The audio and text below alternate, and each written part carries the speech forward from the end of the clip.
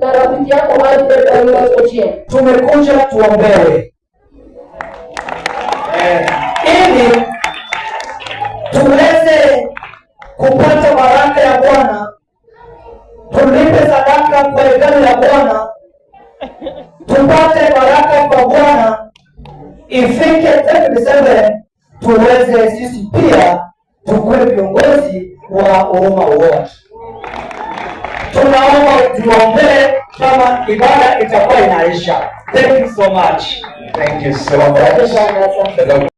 Wako ni watu wako, na Baba umeweka kwa mioyo yao ile shauku ya kuongoza taifa katika nyadhifa fulani ambao wametaja hapa.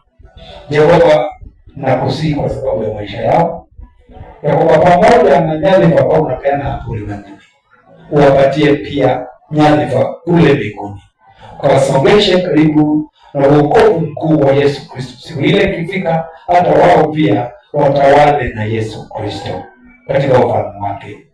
Baba, kwa sababu ya kile ambacho wameomba hapa duniani, naomba ya kwamba wewe mwenyewe ukaende mbele zao, ukaende ukawasaidie, na kweli mapenzi yako yakatimie katika maisha yao. Maana ni wewe unayechagua viongozi, natumia mioyo ya watu kuchagua viongozi. Tunakushukuru kwa sababu